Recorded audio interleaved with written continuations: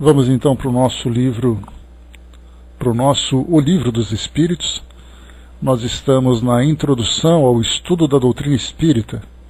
Nós estamos também no item número 2. Nós conversamos no nosso encontro anterior sobre o primeiro, que foi o espiritismo e o espiritualismo. Tivemos aí um bate-papo bem produtivo sobre esse tema. Já iniciamos também aqui o segundo, alma, princípio vital e fluido vital. Falamos também sobre a alma e agora a gente vai avançar um pouquinho mais, tratando agora de outros temas. Diz aqui para nós então, princípio vital, vai ser o que a gente vai conversar hoje. Princípio vital, o princípio da vida material e orgânica, seja qual for a sua fonte, que é comum a todos os seres vivos, desde as plantas ao homem. A vida podendo existir sem a faculdade de pensar, o princípio vital é coisa distinta e independente. A palavra vitalidade não daria a mesma ideia. Para uns, o princípio vital é uma propriedade da matéria, um efeito que se produz quando a matéria se encontra em dadas circunstâncias. Segundo outros, e essa ideia é mais comum, ele se encontra num fluido especial, universalmente espalhado, do qual cada ser absorve e assimila cada uma parte durante a vida, como vemos os corpos inertes absorvem a luz.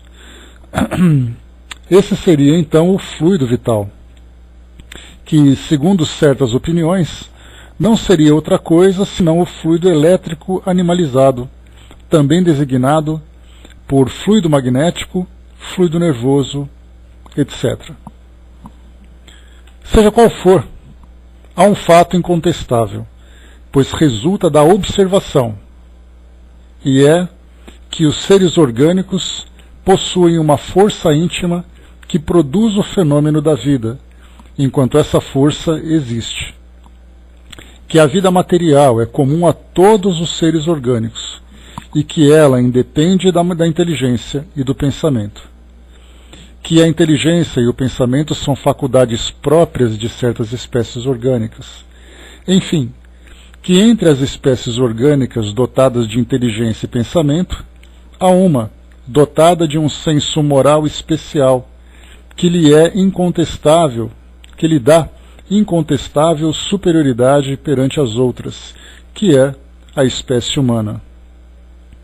Bom, aqui então, Kardec já traz para nós esse tema, que é sempre interessante de nós estudarmos, muitas vezes não muito compreendido, mas que mostra para nós que tudo aquilo que tem vida tem então esse fluido magnético, esse fluido nervoso, ou esse fluido elétrico animalizado.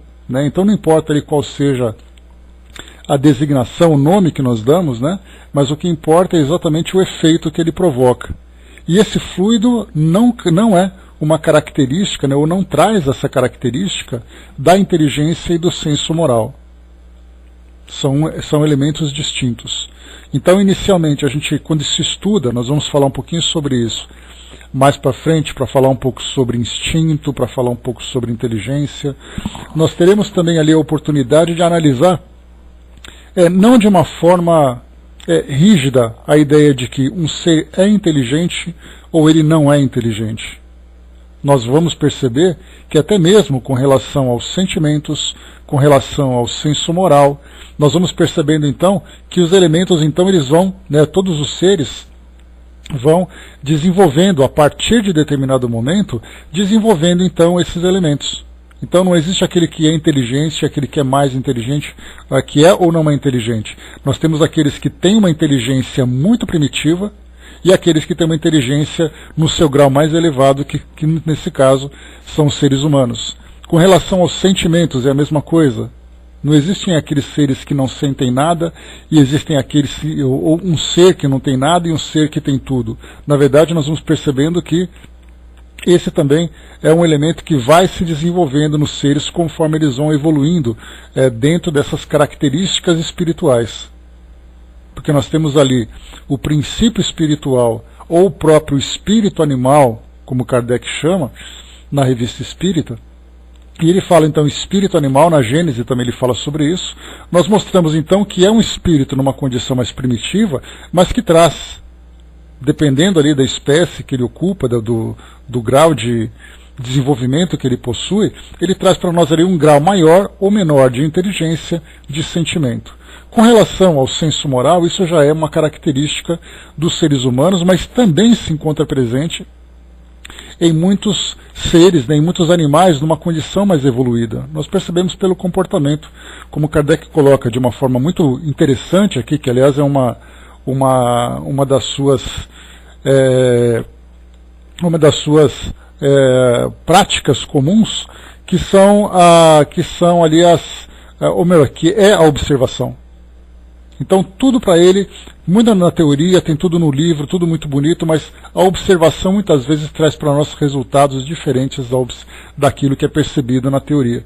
Então nós percebemos, tem animais que têm senso moral, basta percebermos animal que defendem, aqueles que são, por exemplo, suas crias, ou aqueles que são os seus tutores, né, que nós chamamos de dono dos animais. Nós temos animais que se comportam diferentes com outros animais. E isso não é apenas uma questão instintiva. Se nós tivermos uma sensibilidade, nós percebemos que é um comportamento diferente de algo primitivo. Então, tudo isso nós vamos aprendendo com o passar do tempo, e certamente temos muito ainda que conversar sobre isso, para poder compreender. Hoje nós temos nas universidades que lidam com os animais, no caso da zootecnia, da veterinária, nós temos ali pós-graduação de psicologia animal. Ora, se nós temos um curso universitário, um curso superior, que trata da psicologia animal, nós estamos falando de valores. Nós estamos falando de sentimentos, estamos falando ali de muitas vezes de comportamento, que não é algo simplesmente mecânico. É algo que vai além. Então, por isso tudo, então, sentimento, inteligência e valores são ali elementos que precisam ser melhor estudados e não simplesmente serem fechados, dizendo que se tem ou se não tem. Depois nós temos aqui também, deixa eu ver, o Braço colocou, recebo muito bem a palavra fluido vital como alma. Pois é, mas é uma coisa diferente, o Braço. A ideia da alma, ela é o princípio inteligente. O fluido vital é apenas esse fluido magnético que dá vida, é como se fosse a eletricidade passando por um eletrodoméstico. Então isso não dá a ele nenhum tipo de inteligência, de sentimento, nada, simplesmente dá a mobilidade, dá ali a vida propriamente dita. Então, fluido vital é uma coisa muito mais simples, apenas essa eletricidade, entre aspas, e a alma já é o ser. Né? Então, mas o princípio inteligente é a alma. Esse que é o detalhe. É a alma que sobrevive ao corpo físico. Não é assim que nós entendemos? É assim que a doutrina espírita interpreta, a menos que seja uma interpretação diferente daquilo que a doutrina espírita passa para nós. Dentro de todas as religiões nós temos alma, é aquilo que sobrevive ao corpo. Se sobrevive ao corpo não é princípio vital, porque o princípio vital ele se extingue conforme aquela matéria já não tem mais condições de manter a sua vitalidade. Então essa o que é importante nós definirmos. O Zé colocou para nós, né, na história da evolução da química, quando identificaram o elemento carbono, aí surgiu a química orgânica, abandonaram a ideia do princípio vital. Até porque, né, Zé, a gente lembra que lá naquela época, né, dos gregos, eles diziam para nós, que aquilo que é, por exemplo, a química orgânica, ela diz respeito à vida. Somente depois, quando foi avançando na análise mais detalhada, conforme a própria ciência foi evoluindo, foram então mudados esses conceitos. É a mesma ideia quando nós fazemos da própria classificação taxonômica. No passado era animal, vegetal e mineral. Conforme o tempo foi passando, os minerais continuaram minerais, mas os seres vivos passaram por outra classificação. Daquelas duas simples apenas de vegetal e animal, nós estendemos ali para mais 6. Então, quer dizer, tudo isso significa o quê? É o desenvolvimento do conhecimento, o desenvolvimento das técnicas de análise, de observação. Então, a ciência vai evoluindo, a nossa visão também vai evoluindo. Né? Deixa eu ver aqui. É uma questão de entendimento, né, Brás? É questão de palavras, né? Mas é importante a gente definir. Se nós colocarmos, como Kardec coloca, que alma, e isso não apenas dentro da própria doutrina, mas também de outras religiões, que nós temos que a alma é a mesma coisa que espírito, então significa que alma e espírito, sendo a mesma coisa, eles são os princípios inteligentes. Se são os princípios inteligentes, eles são diferentes daquilo que dá vitalidade para um organismo. O Elcio colocou para nós, né, fluido vital é um dos elementos necessários à constituição do universo, mas tem a sua fonte nas modificações da matéria universal. É um elemento como denominado como oxigênio e o hidrogênio, né, que, entretanto, não são elementos primitivos, pois todos procedem de um mesmo princípio. É o elemento que dá vida à matéria orgânica, pode ser denominado de magnetismo, eletricidade, etc.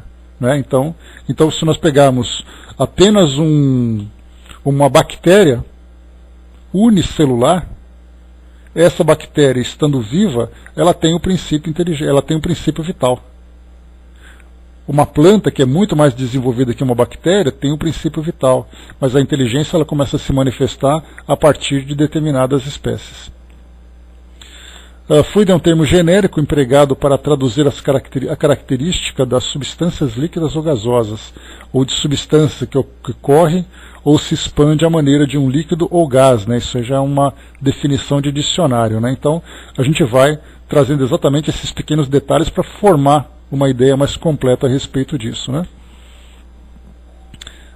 Vamos aqui. Tá. Diz aqui ainda para nós. Compreende-se. Deixa eu ver aqui. Tá. Compreende-se que com uma significação múltipla, a alma não exclui o materialismo, nem o panteísmo. Mesmo o espiritualista pode muito bem entender a alma sendo uma ou outra das duas primeiras definições, sem prejuízo do ser imaterial distinto, ao qual dá qualquer outro nome. Assim, essa palavra não representa uma opinião. É um proteu, que cada qual ajeita a seu modo, o que dá origem a tantas disputas intermináveis. Então, exatamente ali que cada um então vai fazendo uma interpretação, uma definição, que ao mesmo tempo, se tem essa liberdade, por outro lado, nós temos ali uma grande confusão. Porque quando nós começamos a falar de um modo mais simples, mais genérico, que existe alma, que existe matéria e tudo mais, né, que existe vida no mundo material, existe vida no mundo espiritual. Então, essas ideias, elas acabam trazendo para nós, a princípio, uma visão simplista de tudo aquilo que existe no universo, mas a partir do momento em que nós começamos a aprofundar, a analisar os detalhes, como é o caso com a doutrina espírita, que ela deixou de simplesmente pegar aqueles conceitos religiosos de tanto tempo, né? Vida, morte, alma, mundo espiritual, simples. E nós começamos então a entrar nesses detalhes, há a necessidade da separação desses conceitos. Já não dá para viver, para estudar de um modo tão simplista como inicialmente foi apresentado. E diz aqui para nós, como Kardec diz e complementa, evitaríamos igualmente a confusão, mesmo empregando a palavra alma nos três casos, desde que lhe ajuntássemos um qualificativo para especificar a maneira pela qual a encaramos, ou a aplicação que lhe damos. Ela seria então um termo genérico, representando ao mesmo tempo o princípio da vida material, da inteligência e do senso moral, que se distinguiriam pelo atributo, como o gás, por exemplo, que se distingue ajuntando-se-lhe as palavras gás hidrogênio, gás oxigênio e azoto, nitrogênio nesse caso. Poderíamos dizer, e talvez fosse melhor, a alma vital, para designar o princípio da vida material, a alma intelectual, para o princípio da inteligência, e a alma espírita, para o princípio da nossa individualidade após a morte. Como se vê, tudo isso é questão de palavras, mas questão muito importante, porque para nos entendermos. Dessa maneira, a alma vital seria comum a todos os seres orgânicos, plantas, animais, homens. Aqui é interessante a gente ver que Kardec ele não fala, por exemplo, dos micro-organismos. Por que não? Porque naquela época nós tínhamos ali, né, o Sabin, Pasteur e outros grandes cientistas daquela época que começavam a entrar na microbiologia. Então vemos aqui que Kardec fala muito pouco sobre isso. Tanto que tem uma passagem até mesmo lá no livro A Gênese, que ele falava sobre a contaminação das doenças pelo ar, não levando em consideração os micro-organismos, a contaminação por bactérias, por vírus. Então é bacana quando a gente começa a fazer essa comparação da área da ciência e percebendo que a ciência, no caso, por exemplo, né, de vermos a doutrina espírita surgindo como uma filosofia espiritualista, vemos, por exemplo, o darwinismo trazendo para nós aí um novo conceito na evolução, né, dos seres vivos. Tudo isso acontecendo no século XVII, século XVIII, a química começando a trazer para nós novos conceitos, a astronomia também. De repente a gente percebe ali uma série de furos, exatamente porque as ciências estavam começando a se entender, estavam começando a surgir. Então, nesse princípios orgânicos, aqui nessa alma vital, nós encontraríamos, por exemplo, na bactéria. Os vírus, inclusive hoje, no século XXI, os vírus ainda são tema de debate. Eles são seres vivos ou não? Os vírus são formados por proteínas, mas essa proteína dá a eles vitalidade?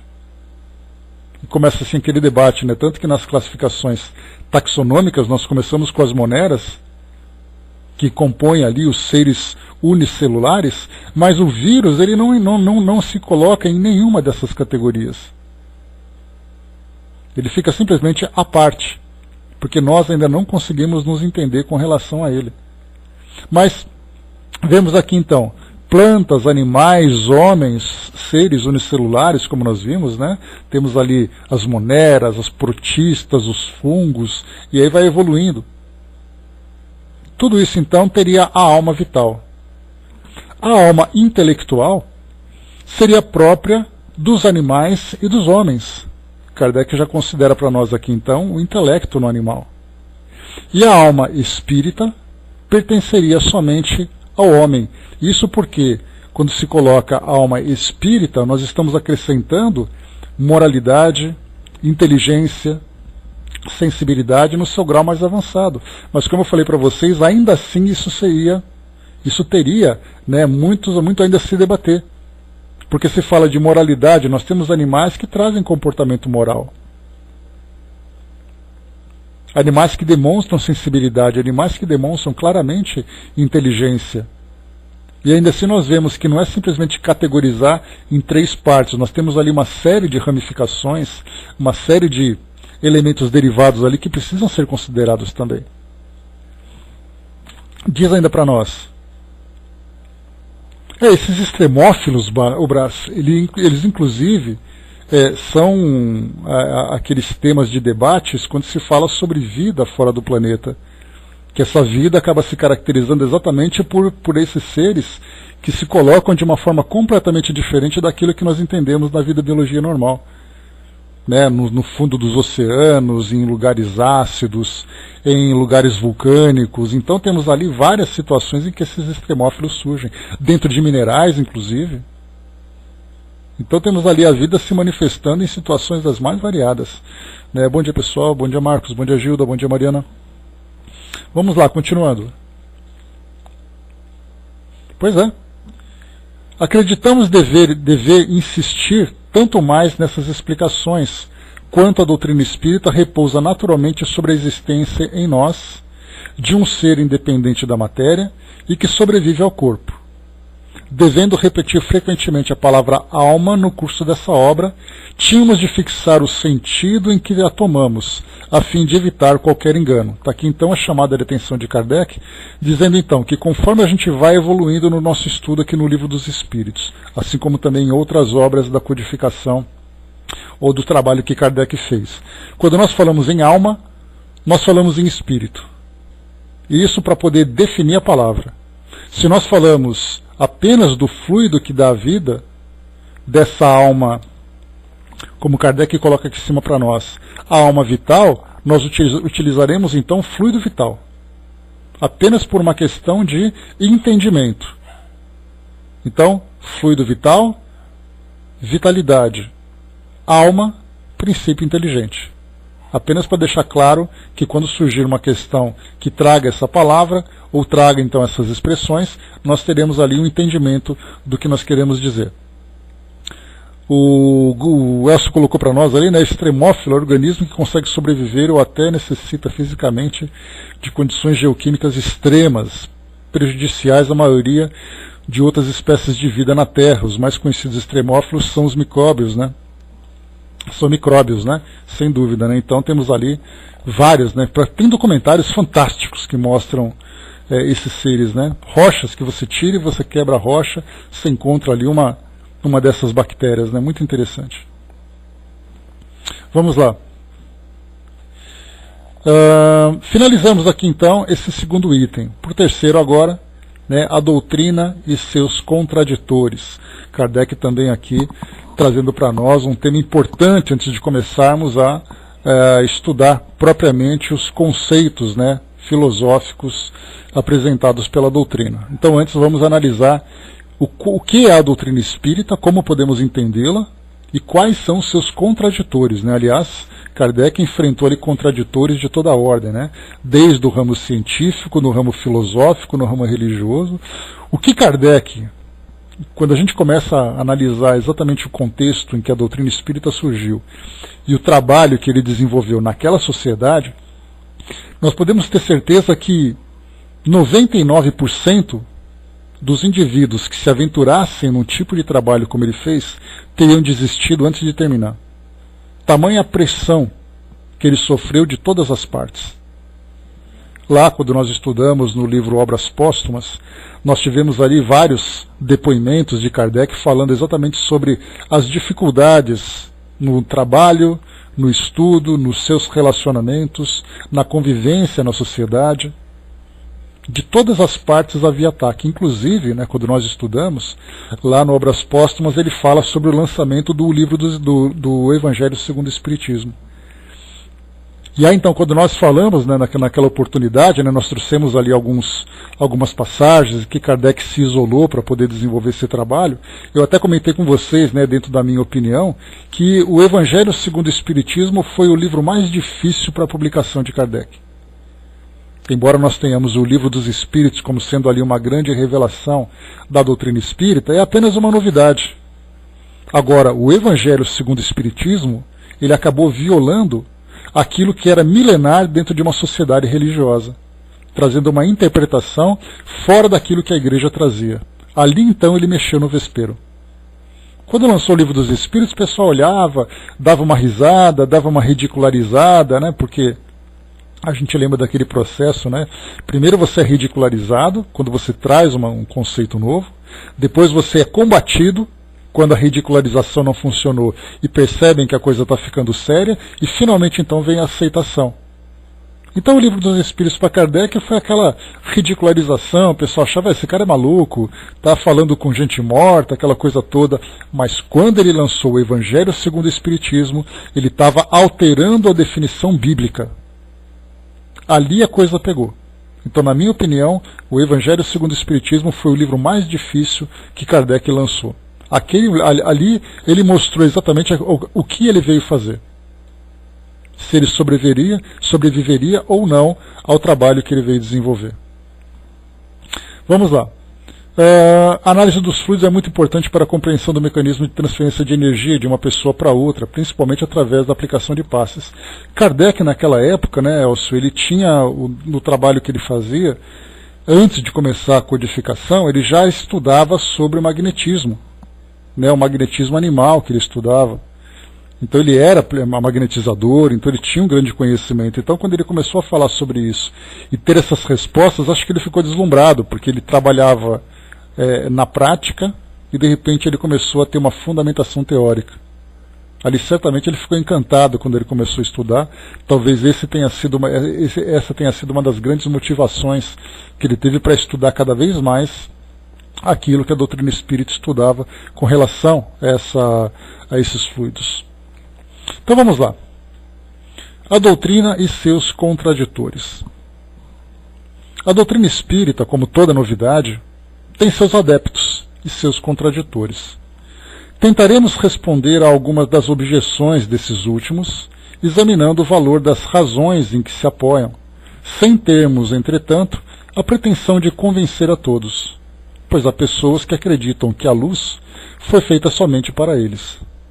Dirigimo-nos às pessoas de boa fé, sem ideias preconcebidas ou posições firmadas, mas sinceramente desejosas de se instruírem, e lhe demonstraremos que a maior parte das objeções que fazem à doutrina provém de uma observação incompleta dos fatos e de um julgamento formado com muita ligeireza e precipitação.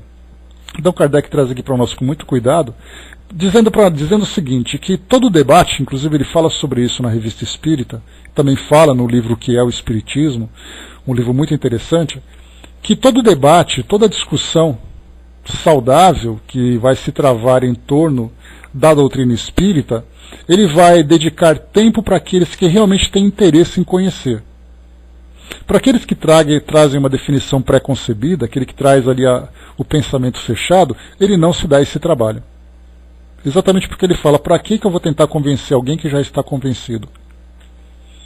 Mesmo que a pessoa tenha opinião, mas ela tem um interesse saudável em saber exatamente quais são as novas ideias que estão surgindo, esses merecem atenção e daí o debate se desenvolve.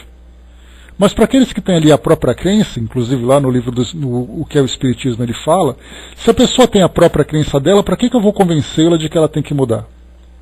Ela é feliz assim, então quer que ela continue assim. Então nesses contraditores, exatamente ele chama atenção.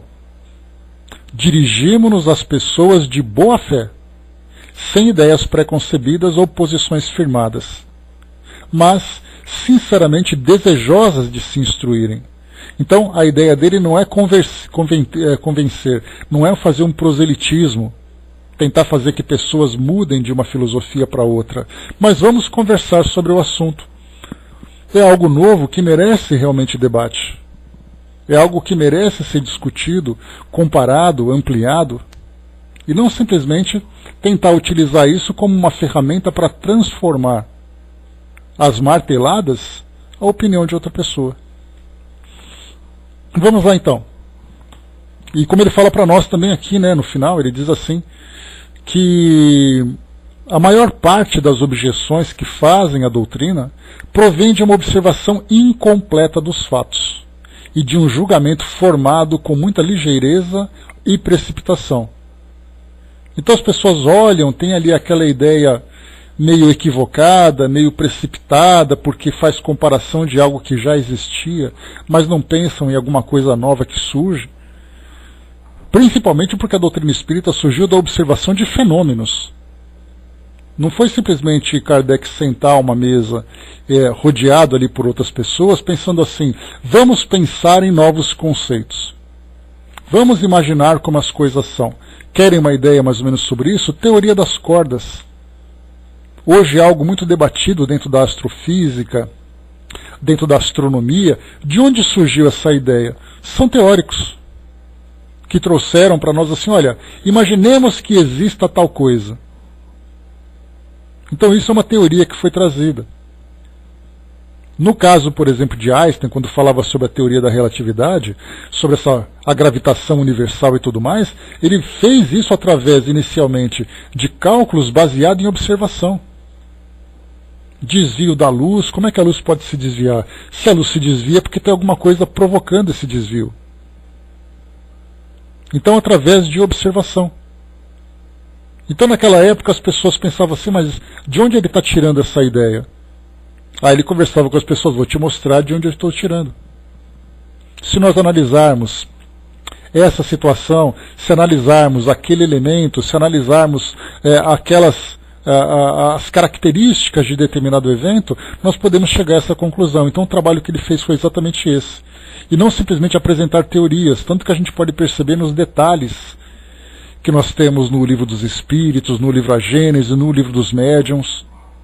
Lá na introdução do Livro dos Médiuns, nós temos ali sobre os sistemas que são criados. Kardec traz para nós ali uma série de argumentos que são apresentados por pessoas que eram contraditoras do Espiritismo. tentavam ali mostrar que os fenômenos mediúnicos tinham outras explicações. E ele começava então detalhadamente a fazer ali, mostrar a falha de cada sistema. Um sistema poderia explicar um determinado evento, mas não podia explicar outro. Então eles iam naturalmente caindo. Naturalmente eles iam demonstrando a sua falha. Continuando, vamos lá.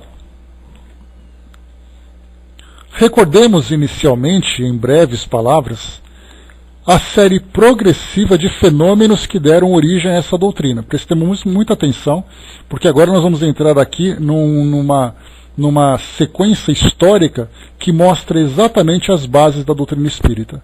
Isso é fundamental. Né? Exatamente, Márcio. Ele começou em 1855, quando ele foi então convidado a observar os fenômenos das mesas girantes, ou também chamada de mesas dançantes. E esse fato foi registrado na Europa e nos Estados Unidos em outras obras que não a da doutrina espírita. Porque simplesmente era algo real. Os jornais relatavam isso, jornais alemães, jornais franceses, jornais ingleses. Então os fatos estavam ali registrados. O que aconteceu foi que Kardec, assim como outros curiosos, não pensemos que Kardec era o único que passava por isso. O que ele fez foi exatamente se debruçar com mais cuidado, com mais atenção e explorar isso tudo, mas certamente nós tivemos outras pessoas que tiveram a curiosidade. É como se nós imaginássemos que tivéssemos ali um eclipse, como aconteceu ontem, aquele eclipse solar, e apenas um cientista se interessasse em estudar. Nós tivemos ali pessoas de várias partes do mundo que estavam ali, estudando detalhadamente cada resultado, né, apresentado por aquele fenômeno.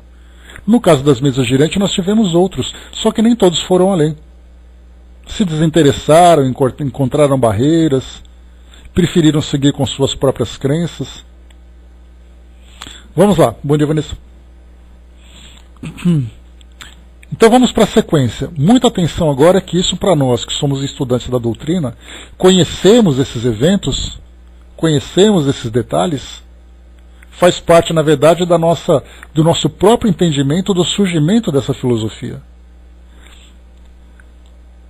O primeiro fato observado foi o movimento dos objetos. Designaram vulgarmente com os nomes de mesas girantes ou dança das mesas. Esse fenômeno, que parece ter sido observado primeiramente na América, ou melhor, que se teria repetido nesse país, porque a história prova que ele remonta à mais alta antiguidade, produziu-se acompanhado de circunstâncias estranhas, como ruídos insólidos e golpes desferidos sem uma causa ostensiva, conhecida. Dali, propagou-se rapidamente pela Europa e por outras partes do mundo.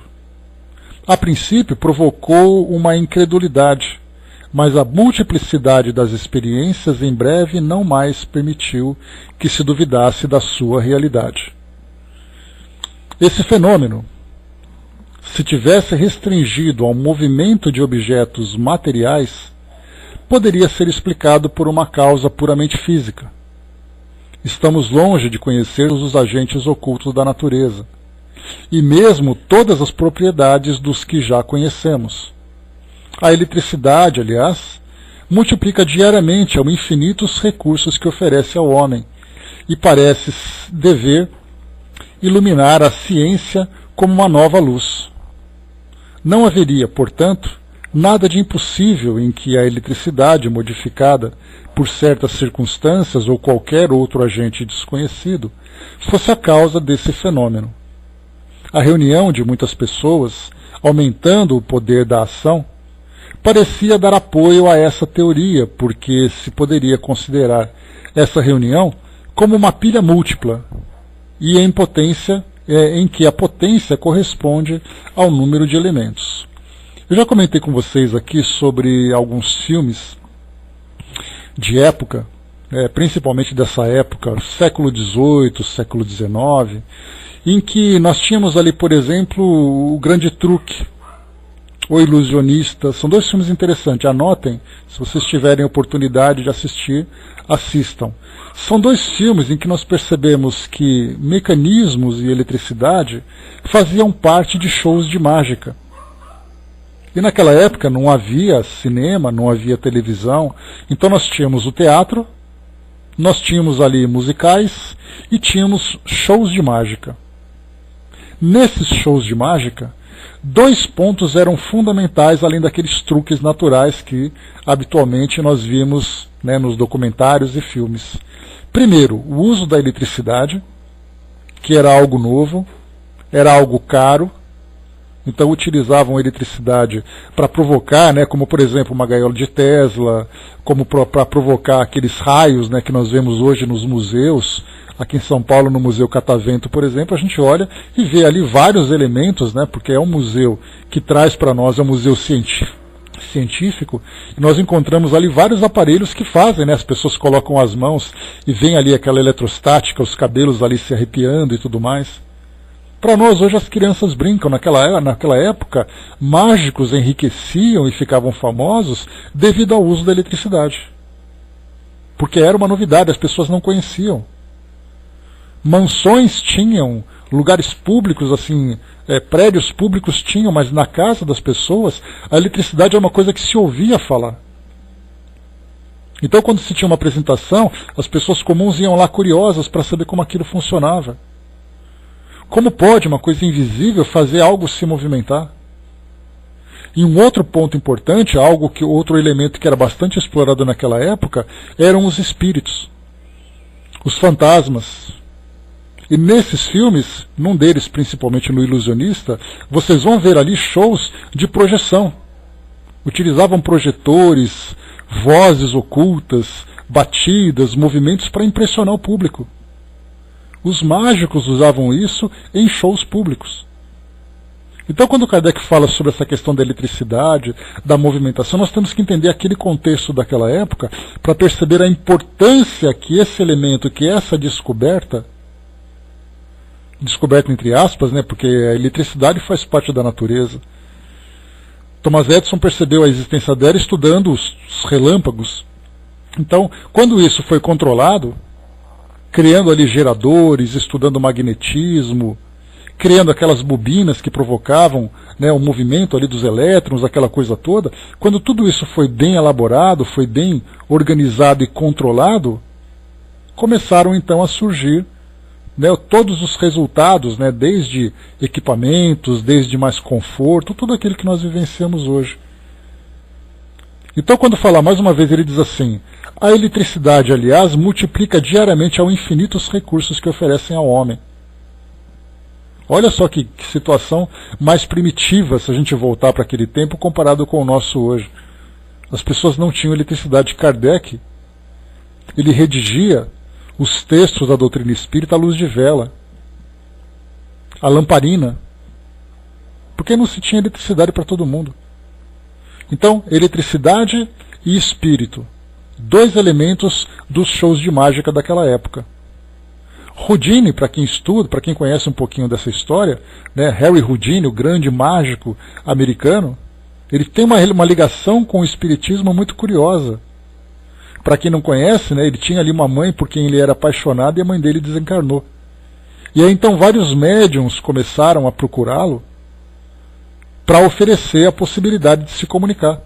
Aí vinha uma pessoa que trazia ali uma farsa, tinha ali aquele que procurava fazer uma simulação, e Houdini ficou tão revoltado que ele se declarou caçador de médiuns falsos.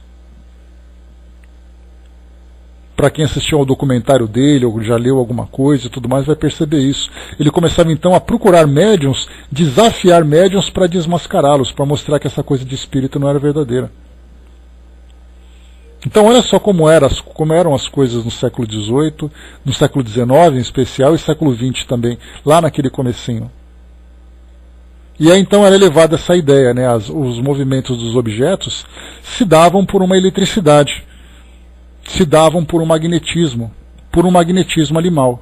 E aí ele coloca aqui: a reunião de muitas pessoas, aumentando o poder da ação, parecia dar apoio a essa teoria. Quanto mais gente, maior a eletricidade. Maior a eletricidade, maiores os fenômenos. Olha que interessante a primeira observação que foi feita naquela época. Uma ciência ainda numa fase, né, bastante simplista daquela época, mas também com muitas descobertas. Só que descobertas iniciais. Não eram descobertas como nós temos hoje, que temos um controle total. Lá se falava em energia, hoje nós temos bateria, hoje nós temos geradores de energia de vários tipos e tudo mais. Tudo isso mostra a evolução. Então ele diz assim para nós, para fecharmos aqui esse último parágrafo. A reunião de muitas pessoas, aumentando o poder da ação, parecia dar apoio a essa teoria, porque se poderia considerar essa reunião como uma pilha múltipla, em que a potência corresponde ao número de elementos. O movimento circular nada tinha de extraordinário. Pertence à natureza. Todos os astros se movem circularmente. Poderíamos, pois, estar em face de um pequeno reflexo do movimento geral do universo. Isso porque as mesas girantes, né? Vamos lembrar que se as mesas giravam, havia uma força que fazia com que elas girassem. Como todo o universo gira, os astros girando em torno do Sol, aquela coisa toda, né? Então poderia ser um reflexo. Se gira no espaço, poderia girar aqui também. Só precisava então estabelecer a relação entre essas duas forças.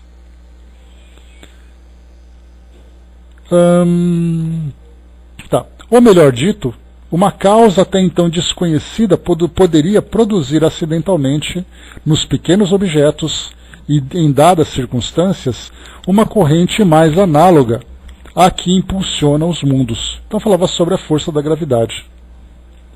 Mas o movimento não era sempre circular. Aí já quebra aquele primeiro sistema.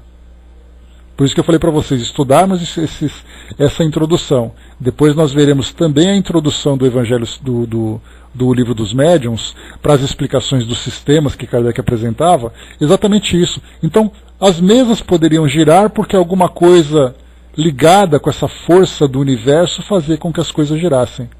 Mas e quando a mesa andava reto? Aí essa teoria já não funcionava mais. Havia necessidade então de começar a procurar uma nova resposta.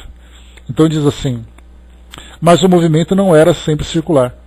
Frequentemente era brusco, desordenado, o objeto violentamente sacudido, derrubado, conduzido numa direção qualquer e contrariamente a todas as leis da estática, suspenso e mantido no espaço.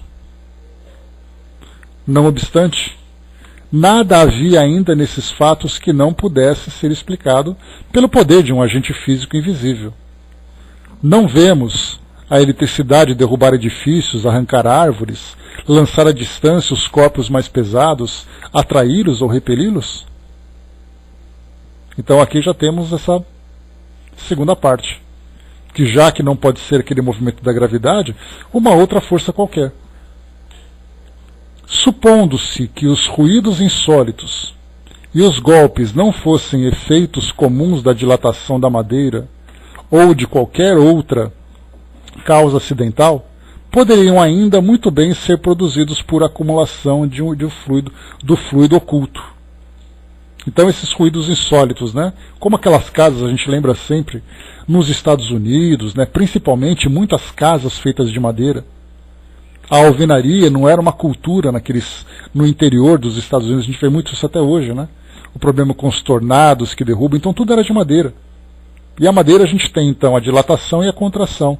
Daí então aqueles rangidos, aqueles sons que parecem gemidos e tudo mais, batidas, estalos. Então começamos a ver aqui também que esses ruídos, esses golpes, poderiam ser da madeira, só que muitas vezes não tinha madeira. Havia movimento, podia ser gravidade, mas não eram movimentos circulares. Então movimentos bruscos, poderia ser um relâmpago, uma energia como no caso do relâmpago, que se tem a capacidade de derrubar edifícios, derrubar árvores, por que não mexer alguma coisa dentro de casa? Então Kardec está começando a colocar todas as suposições possíveis. Até esse momento, como se vê, tudo pode ser considerado no domínio dos fatos puramente físicos e fisiológicos. E sem sair dessa ordem de ideias, ainda haveria matéria para estudos sérios, digna de prender a atenção dos sábios. Então o que Kardec coloca é que, mesmo que isso não trouxesse nenhuma explicação metafísica, alguma coisa espiritual, alguma coisa que sobrenatural, aliás, as palavras precisam ser muito bem entendidas. Quando nós falamos em extraordinário, em sobrenatural, extraordinário, ordinário é aquilo que está dentro da ordem comum. Extraordinário é uma coisa que está além. Quando nós falamos sobrenatural, sobrenatural. Natural é aquilo que está na ordem das coisas. Sobrenatural é aquilo que vai além. Metafísico, meta é o que vai além. Físico é aquilo que existe no mundo material. São palavras que são utilizadas então para designar alguma coisa que está além da ordem natural dos fatos. Então Kardec coloca, mesmo que tudo isso não mostre nada de sobrenatural, nada de extraordinário, nada de metafísico, a ciência poderia se interessar por isso. Porque entender a eletricidade, o magnetismo provocando esses fenômenos é algo que naturalmente chamaria a atenção de qualquer pesquisador. Algo que despertaria a curiosidade de qualquer estudioso das leis naturais. Por que não aconteceu assim? É penoso dizer, mas o fato se liga a causas que provam, entre mil outras semelhantes, a leviandade do espírito humano. Aqui ele começa a trazer aquela parte exatamente que eu falava para vocês das manipulações, dos truques, das mágicas, dos embustes. Então o espírito humano, os homens começaram então a querer se beneficiar daquilo que ninguém conhecia. Começavam a usar aquele conhecimento de má fé. De início, diz aqui o texto, a vulgaridade do objeto principal que serviu de base às primeiras experiências talvez não lhe seja estranha. Que influência não teve uma simples palavra, muitas vezes, sobre as coisas mais graves? Sem considerar que o movimento poderia ser transmitido de um objeto qualquer, prevaleceu a ideia da mesa, sem dúvida, por ser um objeto mais cômodo, e porque todos se sentam mais naturalmente em torno de uma mesa que de qualquer outro móvel. Ora, os homens superiores são às vezes tão pueris, ou seja, tão infantis, tão ingênuos, que não seria impossível certos espíritos de elite se julgarem diminuídos se tivessem que ocupar-se daquilo que se convencionara a chamar de a dança das mesas. E mesmo provável que se o fenômeno observado por Galvani, a gente vai falar sobre ele depois, o tivesse sido por homens vulgares, caracterizado por um nome burlesco, estivesse ainda relegado ao lado da varinha mágica. Qual o sábio que não se teria julgado diminuído ao ocupar-se da dança das rãs? Então vamos lá. Aqui nós temos então, quando fala sobre a leviandade do espírito humano, quando as mesas começaram então a chamar a atenção, exatamente porque as pessoas naturalmente encostavam nas mesas e as mesas começavam a agitar, isso porque a gente começa a perceber que há, sem dúvida nenhuma, uma movimentação do mundo espiritual para chamar a atenção da sociedade humana naquele momento. Porque as pessoas se sentam à mesa o tempo todo. Desde que o mundo é mundo, quando começaram a surgir os primeiros móveis nas habitações humanas, as pessoas se sentavam em volta da mesa, mas por que no passado não se movimentava, mas começaram a se movimentar agora? E aí nós tivemos depois a resposta que mostrava que, nesse período, houve uma concentração maior no mundo espiritual para realmente se chamar a atenção. Então as mesas começaram a surgir como objetos. O detalhe curioso, quando se fala sobre essa leviandade, é que essas mesas começaram então a se tornar objeto de lucro para muitas pessoas. Começavam então a amarrar pequenos barbantes perto da mesa para arrastar, criar mecanismo para fazer batidas. Quando começaram a surgir então esses truques, todas essas festas de mágica, de brincadeira e tudo mais, naturalmente os homens de ciência não se interessavam mais em trabalhar com elas. o que poderia ser algo muito interessante. Porque se existe uma força que movimenta um objeto, qualquer cientista se interessaria. Mas isso se tornou tão banal que as academias começaram então a se distanciar. Deixa as pessoas brincarem com isso, que já não interessa mais. Depois nós tivemos aqui também falando sobre Galvani, um cientista que criou aquela técnica de galvanoplastia, né, de cromar ali os metais que nós temos hoje, né, em chaveiros, em outros tantos objetos. Falava então sobre a concentração de eletricidade que movimentavam rãs mortas, que ele utilizava em suas experiências. Dava aquelas contrações, e aí então as pessoas perguntavam, mas como que a rã pode mexer a perna se ela está morta? E aí então era ação, nesse caso, de energias, né, que se misturavam com elementos bioquímicos na musculatura daquela rã. Se vocês colocarem Galvani e colocarem sobre a experiência com rãs no YouTube, ou colocarem também no próprio Google, vocês vão encontrar muitos sites com fotos, com vídeos repetindo aquelas experiências. Só que no século XIX fazer isso é outra coisa. Hoje nós olhamos e ficamos curiosos. Basta ver, por exemplo, fisioterapia. Você coloca ali eletrodos daqueles aparelhos de eletroterapia, você tem musculatura tremendo, pulando. Até mesmo, né, aquela coisa cômoda, né, que você vai lá naquele polishop que fala, não é só isso. Aí você compra lá aquela cinta para emagrecer sem fazer força. Fica tremendo inteiro, apenas com o efeito da energia. É exatamente o TENS. Então fica tremendo aquela coisa toda, efeito da eletricidade. Naquela época, Galvani utilizava esse mesmo princípio. E isso chamou a atenção. Então aqui, ó, qual sábio que se teria julgado diminuído ao ocupar-se da dança das rãs? Mas as pessoas começaram a vulgarizar isso tudo, e deu no que deu. Aqui vocês colocaram, o Elcio colocou, né, forças contrárias do invisível sempre existiram, sim, né, também naquela época agiam contra interesse. Sempre foi assim, a humanidade sempre foi muito parte, né, sempre foi muito assim, espertalhona, né, sempre quis se beneficiar da ignorância dos outros. Se a gente voltar um pouquinho no tempo, começar a estudar aquilo que aconteceu com Moisés naquela época, em que no Decálogo ele lançou aquela ideia da proibição das evocações do morto, a necromancia, não por causa dos espíritos, mas pela banalização. Se tornou algo tão banal que começou a explorar, pessoas começaram a se beneficiar, até mesmo ele, né? Na época de Jesus tivemos ali outros pseudo-sábios ou pseudo-profetas que começaram também a abusar da ingenuidade da humanidade, daquela sociedade.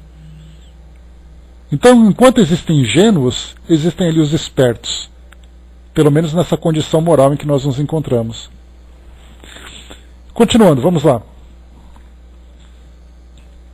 Alguns, entretanto, bastante modesto, e para aceitarem que a natureza poderia não lhes ter dito a última palavra, quiseram ver para a tranquilidade de consciência. Mas aconteceu que o fenômeno nem sempre correspondeu à sua expectativa, e por não se ter produzido constantemente à sua vontade e segundo a sua maneira de experimentação, concluíram eles pela negativa. Malgrado, porém, a sua sentença, as mesas, pois que há mesas, continuam a girar, e podemos dizer com Galileu, contudo, elas movem. Lembrando aqui aquela passagem de Galileu Galilei, quando então ele apresentou ali o seu livro sobre a ideia do heliocentrismo, né, em que o Sol era o centro do universo, naquela visão do século XVI, século XVII, né? O Sol era o centro do universo e a Igreja então ali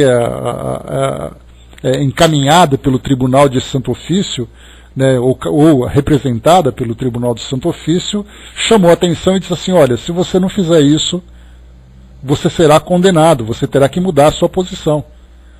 Aí ele perante o tribunal diz, não, é verdade, realmente eu me enganei. E na saída ele diz assim, mas que gira, isso gira. Isso, claro, dentro do folclore científico, ninguém tem comprovação nenhuma sobre isso, mas mostra exatamente essa ideia. Diremos ainda que os fatos se multiplicaram de tal modo que tem hoje direito de cidadania, e que se trata apenas de encontrar para eles uma explicação racional. Então aqui também a mesma coisa que é colocado para nós. Muitos cientistas se interessavam naquela época em explorar esses eventos, então falava assim, tá bom, então se a mesa se mexe, vamos lá na minha casa às 8 horas da noite da quinta-feira que eu quero vê-la se mexer. E aí a mesa não se mexia. Inicialmente porque nós podemos, hoje estudando é fato, é fácil de pensar. Primeiro que os espíritos não estão à disposição. Segundo que, por exemplo, poderia não haver um médium de efeitos físicos. E nem aquele que seria capaz de provocar um fenômeno através do magnetismo animal. Aí o cientista tentou uma vez, tentou duas vezes, tentou outra vez, ele acabou desistindo. Exato, porque ele queria, na verdade, era satisfazer a sua curiosidade, mas mesmo que fosse com interesse sério, ele poderia estabelecer condições para poder estudar aquele fenômeno sem que acontecesse de fato aquilo que ele esperava.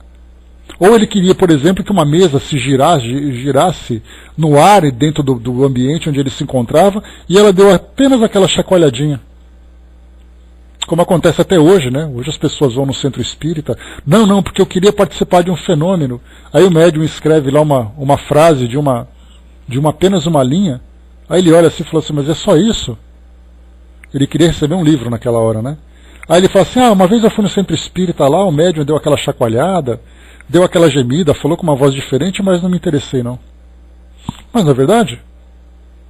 Muitas pessoas vão numa reunião de desobsessão, vão numa reunião de psicofonia, e aí então o médium dá aquela chacoalhada, como geralmente acontece com médiuns que muitas vezes não tem ali aquele equilíbrio para controlar a sua mediunidade, ou se coloca em contato com um espírito que é muito agressivo, aí dá aquela gemida, aquela estribuchada, aquela bufada, como geralmente acontece, Ele chega e... Aí depois ele sai falando mal, eu fui lá, olhei mais ou menos, mas não gostei muito não. Eu esperava que fosse ali o Gasparzinho aparecendo, correndo pela sala, chacoalhando ali, poltergeist, Para quem viu poltergeist é assim. Quantas pessoas não se interessam pelo espiritismo porque se decepcionaram com os fenômenos? Quantos cientistas não se interessaram em estudar aqueles fenômenos porque não se satisfizeram com os resultados? Alguns não tiveram nada, outros tiveram uma pequena amostra. E outros, ainda que tivessem tido um grande fenômeno, acharam legal. Chegaram e falaram assim, olha, fui lá, o negócio chacoalhou legal. Mas aí, vamos estudar? Não, Dá pra gente imaginar tudo isso acontecendo numa sociedade? Nós vemos tudo isso hoje. Como é que você vai levar a sério um médium, hoje, no século XXI, quando nós passamos pela nossa casa, e você passa na esquina da sua casa e tem no poste ali, resolvemos o seu problema em 5 dias, trazemos seu amor de volta. Desmanchamos qualquer trabalho. Qualquer amarração é conosco mesmo. Aí aparece embaixo lá, tia Naná. E aí? Ou tenho o dinheiro de volta. Aí de repente você me convida para sua casa, eu não sou, mas supondo que eu seja. Convida-me na sua casa para tomar um chazinho lá, aquele biscoitinho, um danoninho, Miriam? Aí chega lá tal, e aí, você é médium? Eu sou médium. Primeira relação que faz é com o poste da esquina. Ah, é mesmo? Você joga búzios? Você faz adivinhação?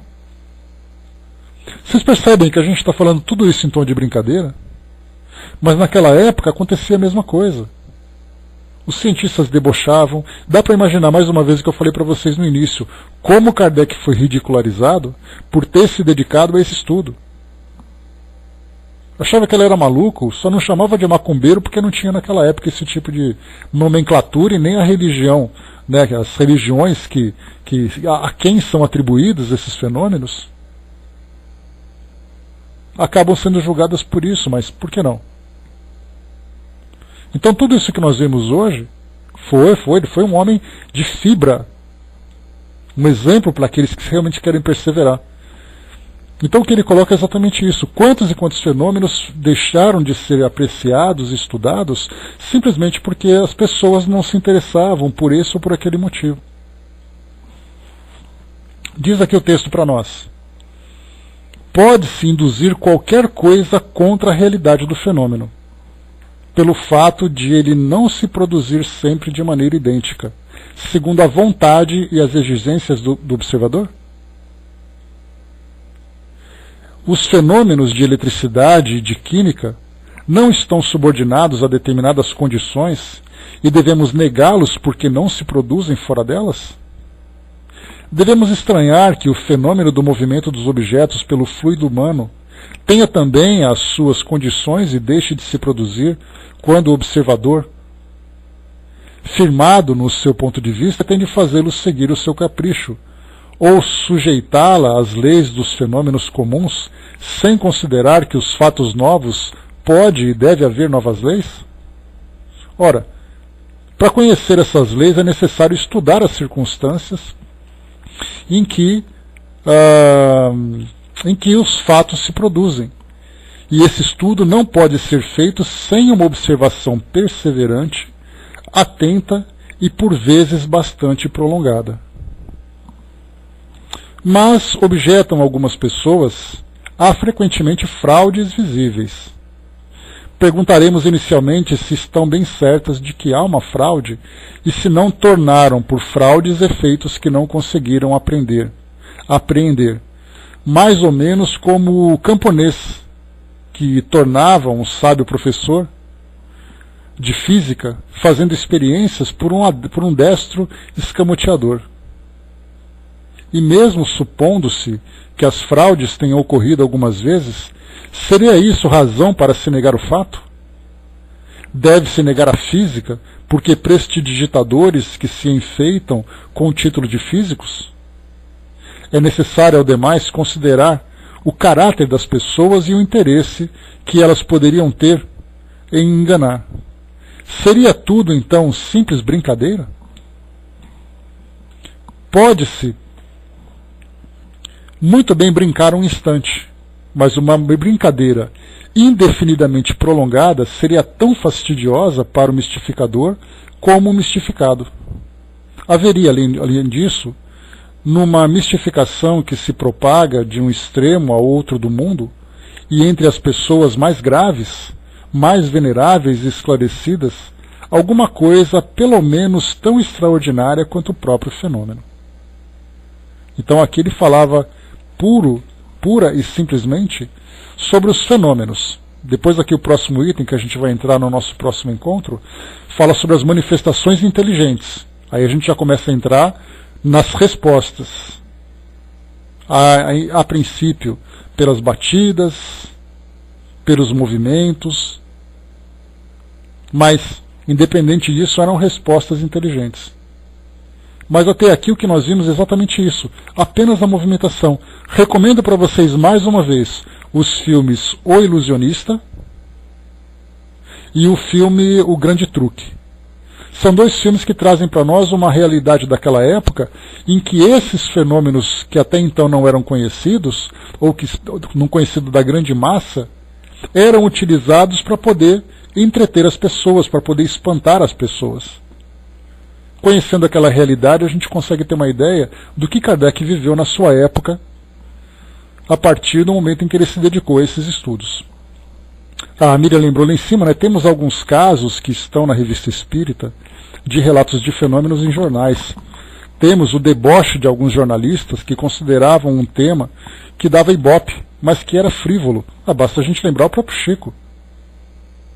Revista O Cruzeiro, lá no início, década de 1930, 1940, que Chico foi perseguido pelos repórteres e acabou sendo ridicularizado também. Quantas e quantas vezes isso aconteceu? O Elcio lembrou aqui, né? Toda a ideia passa por 3 fases, né? Estupefação, negação e aceitação. O Espiritismo, sendo uma nova ideia, não fugiu à regra. Nesse sentido, Kardec observa que a maior parte das objeções que se fazem à doutrina provém de uma observação incompleta dos fatos e um julgamento formado pela ligeireza e precipitação. né? Foi o que a gente colocou agora, né? Procura nesse tópico dar uma explicação racional do que seja a doutrina e como ela se firmou ao longo do tempo, né? A gente viu isso agora há pouco, né? O Dudu lembrou aqui da Vinassi, né? Um dos repórteres que participou daquela entrevista com o Chico, fotografando, ele fazendo caras e bocas, franzindo a testa e tudo mais, e colocou na revista. Ele acabou sendo ridicularizado. Aí Emmanuel pegou ele pela orelha e falou assim: da próxima vez você não faz mais isso. Isso foi só para você aprender. Então, vendo aqui, fechando aqui esse nosso estudo de hoje, vimos então aqui inicialmente como esses fatos aconteceram, dentro dessa linha de raciocínio de Kardec. Mostrando então inicialmente esses fenômenos que eram públicos, que eram conhecidos, mas que eram inexplicáveis pela grande maioria e até mesmo pela própria ciência, que não tinha ainda conhecimento de tudo. Mas até então, como Kardec lembra lá no próprio Obras Póstumas, ele fala, ó, ela pode se movimentar por esse ou por aquele motivo, mas quando ela começa a responder, aí a coisa já complica. E a gente lembra também que Kardec começou a se interessar pelos estudos em 1855, mas em 1845, 10 anos antes, surgiram aqueles fenômenos em Hydesville, lá em Nova York, né, com as irmãs Fox. Com batidas, com respostas. Eu tenho aqui um livro publicado pela editora Abril, uma coleção, na verdade, que traz uma série de artigos, né, de temas relacionados com aquilo que é fora do normal, que é sobrenatural. E tem 2 capítulos grandes, né, que eu não vou trazer para vocês, que eles são muito longos. Um falando sobre as irmãs Fox, desde ali da ascensão até o fracasso, porque depois elas começaram também a entrar nessa ideia de viajar pela Europa, fazendo apresentações e tudo mais, e o fenômeno não acontecia. Começaram as manipulações, as fraudes e tal. E também de Daniel Douglas Home, que também é um médium de efeito físico, talvez um dos mais fenomenais da época de Kardec, que provocava todo tipo de fenômeno físico. Que acaba sendo um médium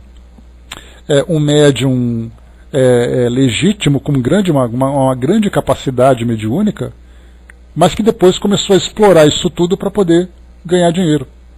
E aí ele começou a ser perseguido por jornais e tudo mais para mostrar que ele era uma fraude. Então nós vemos as coisas acontecendo e que também, usando essa questão da fraqueza humana, que acaba manchando o fenômeno. É a ganância, a fraqueza moral mesmo, né? Não tem jeito. Então começa a manipular os fatos, fazendo com que o fenômeno, que é algo legítimo e que tinha um grande propósito, se transformasse na verdade em algo fraudulento ou algo fantasioso. Então, pessoal, é isso aí. Fechamos por aqui esse nosso encontro de hoje. Nós paramos então aqui no texto número 3, o próximo 4, vem então aqui as manifestações inteligentes, né? A Sandra lembrou aqui também, né, do Uri Geller, que também foi outro que até hoje, né, tem ali grande polêmica, né? O Uri Geller foi ali um daqueles homens que trabalhavam com aquela força do pensamento, entortava, fazia relógio funcionar e tudo mais, né? Também a mesma coisa. Então nós temos ali a parapsicologia que surgiu, né? Bom trabalho, Vanessa. A parapsicologia que surgiu como sendo uma nova ciência, embora para a ciência convencional ela é chamada de pseudociência, né? Mas ela é uma ciência que estuda esses fenômenos paranormais, mais uma vez uma outra expressão, paranormal, é aquilo que vai paralelo à normalidade. Então, que estuda a paranormalidade, então muitos paranormais acabaram também sendo ridicularizados por causa desses espetáculos que eram feitos. Há ali aqueles artigos que acabam mostrando para nós ali, né, que Uri Geller era uma fraude também, que ele era um prestidigitador, que era uma expressão antiga daquela época, mas é aquelas pessoas que têm ali a habilidade de ilusionismo, né, com as mãos. Os ilusionistas eram prestidigitadores. Ganhavam dinheiro, ganhavam fama, sabiam que era um truque, aí aparecia um médium ou um paranormal que era ali, que realmente tinha uma capacidade, ele era comparado então com os demais. Mas vamos lá, né? Então, é a teoria que se tem, né, o Brás, sobre a capacidade de Uri Geller para esse magnetismo pessoal, mas até hoje ainda tem essa ideia, né? Thomas Green Norton ainda vive? Não sei, Brás, ele está vivo? O Thomas Green é aquele goiano, né, se eu não me engano, que fazia ali do Ra, não era esse que você fala? É o Homem do Ra? Eu não me lembro dele. Que apareceu no Fantástico, aquela coisa toda, né? Para vocês lembrarem, década de 1980, final de 1970, começo de 1980. Nós tínhamos ali muitos fenômenos, mineiro, desculpa, achei que era goiano. Muitos fenômenos aconteciam e eram procurados pela televisão. Então nós tínhamos ali Luiz Antônio Gasparetto, Uri Geller. Depois, alguns anos depois, esse Homem do Ra, que fazia aquele raio, soltava aquela luz que tinha ligação com extraterrestres e tudo mais. Tudo isso era show. Aí depois surgiu, claro, Padre Quevedo, que era o homem que desmascarava aquilo tudo. Aí chegou uma hora que acabou tudo. Aí, quer dizer, virou ali então brincadeira que ninguém mais se interessou. Mas o fenômeno continua, os espíritos continuam trazendo respostas e ensinamentos, e as pessoas focam